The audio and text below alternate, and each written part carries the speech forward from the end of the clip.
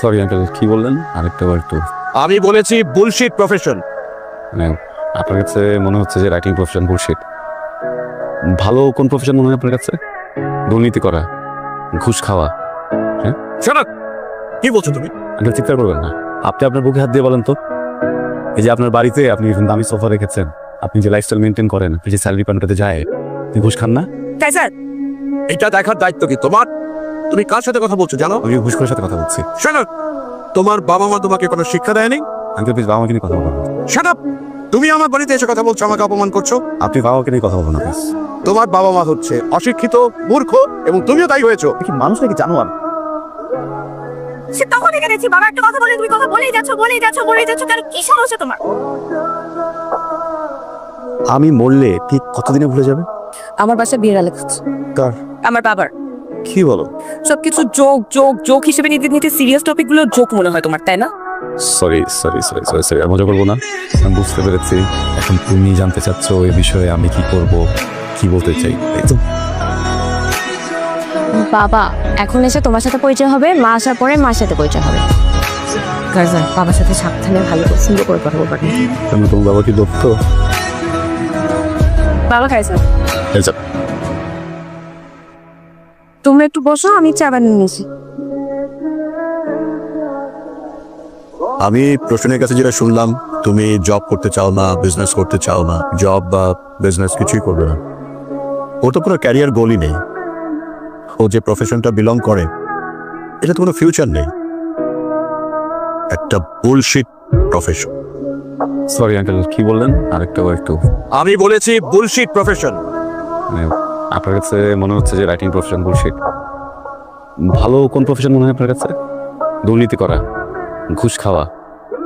শোনো, কি বলছো তুমি? আঙ্কেল চিৎকার করবেন না। আপনি আপনার বুকে হাত দিয়ে বলেন তো, এই যে আপনার বাড়িতে আপনি দামি সোফা রেখেছেন, আপনি যে লাইফস্টাইল মেনটেন করেন, আপনি যে স্যালারি পান্ডাতে যায়, আপনি ঘুষ খান না? কাইজার, এটা দেখার দায়িত্ব কি তোমার?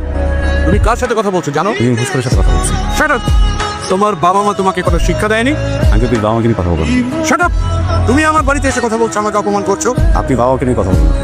তোমার বাবা মা হচ্ছে অশিক্ষিত, মূর্খ, এবং তুমিও তাই হয়েছো। কি মানুষ নাকি জানোয়ার? সে তখন এখানে গেছি, বাবা একটা কথা বলে তুমি কথা বলেই যাচ্ছ কেন? কি সমস্যা তোমার? উনি একটা বয়স্ক মানুষ, উনি না হয় তোমার কোনো কথায় বিরক্ত হয়েছে, তাই একটু মুখটা বন্ধ করে রাখো। প্রফেশনালি কথা। মুখ বন্ধ করো কাইজার। কাইজার বাসা থেকে বের হন। কাইজার আমার বাসা থেকে বের হন। Just because I love you, আমি আমার দারোয়ান আজকে ডাকতেছি না। আর এটা কোনো ওয়ার্নিং না, এটা আমার ফাইনাল ডিসিশন। আমার সাথে আর কোনো ধরনের যোগাযোগ করবে না, বের হও। উনি তো বাবা মাকে নিয়ে। বের হও কাইজার।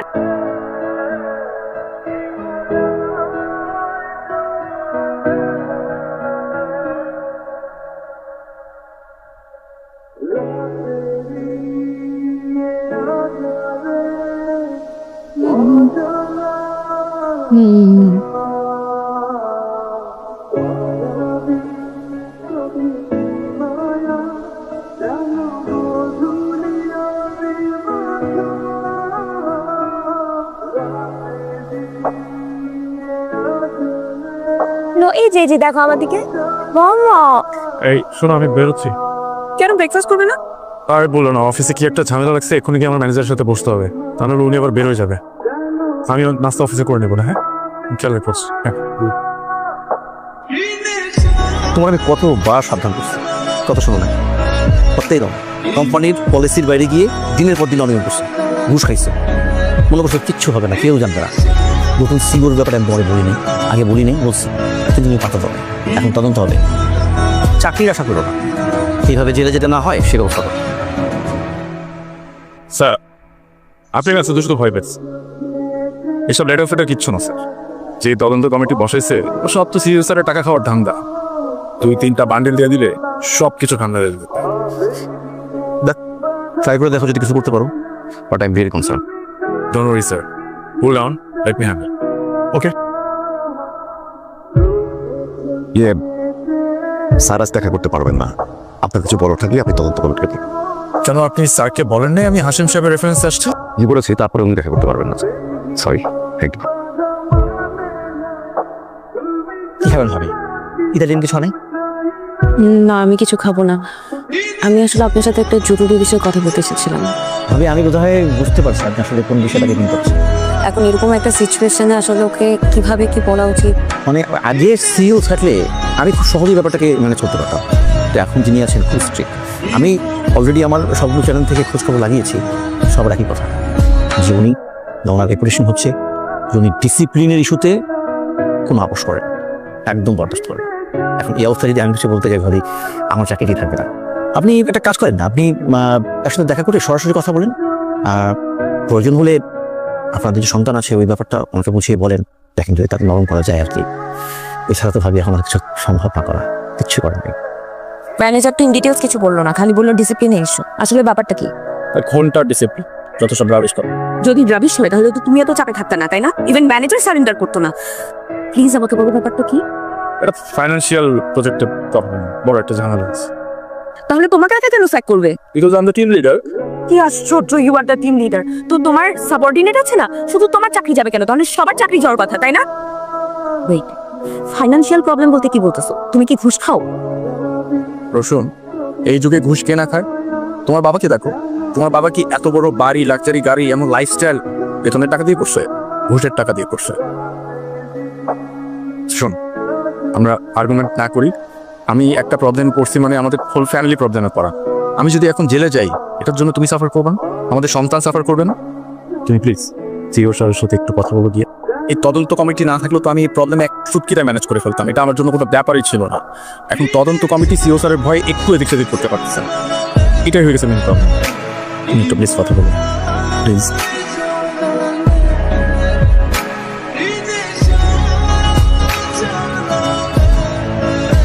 কাজল, টিমের সবাইকে কনফারেন্সে আসতে বলুন। হ্যাঁ, কাজল,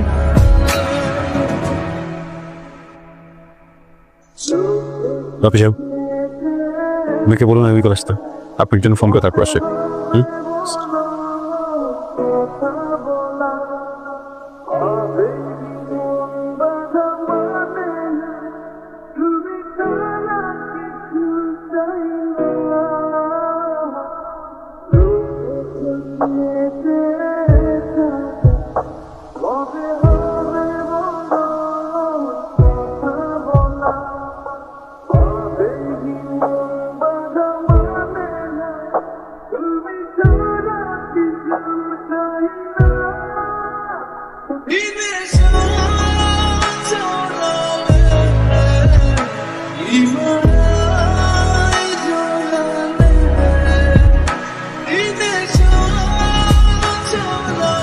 আপনি কালকে আসেন। হ্যাঁ,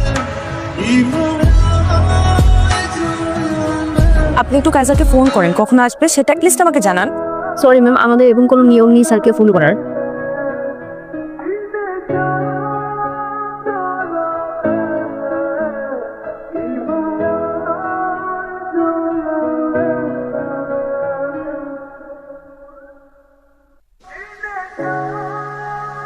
ম্যাডাম প্লিজ ভিতরে যাবেন না ম্যাডাম, প্লিজ ম্যাডাম প্লিজ বলুন ভিতরে যাবেন ম্যাডাম।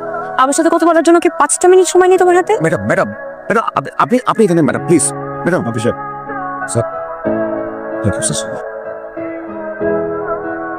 বলুন। আমার হাজবেন্ডের নাম আবরার ফাহিম। ওর এগেনস্টে তদন্ত কমিশন গঠিত হয়েছে। ইনভেস্টিগেশনে কি হচ্ছে বিশেষভাবে খেয়াল রাখবেন, অপরাধী যেন সর্বোচ্চ শাস্তি হয়। আপনি আসতে পারেন।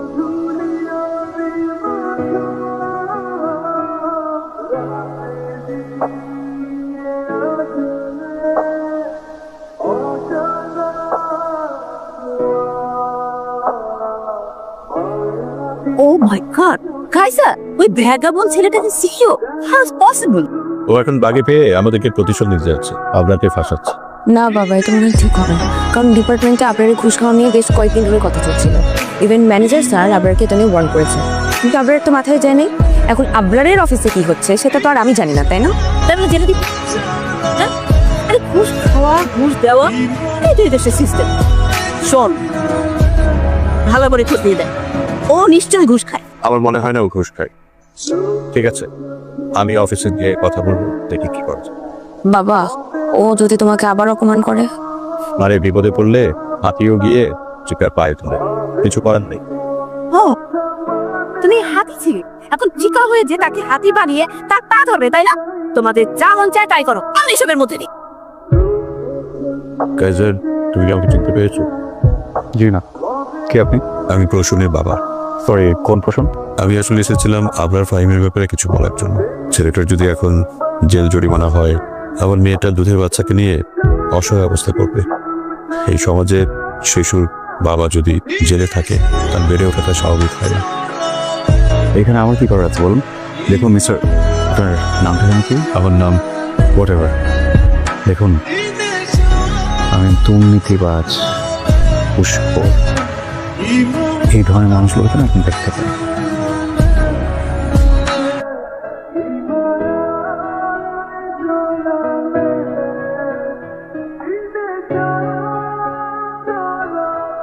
কাইজার, তুমি কি চাও আমার থেকে? আমার জীবনটাকে তুমি তছনছ করে দিতে চাও? তুমি কি আমাকে রাস্তায় ফেলে দিতে চাও? তুমি আমাকে পথে বসাতে চাও? তুমি কি চাও আমি আমার বাচ্চাটাকে নিয়ে রাস্তায় রাস্তায় ঘুরে বেড়াই? কি করলে তোমার একটু শান্ত হবে বলো? তোমার অনেক রাগ না আমার উপরে?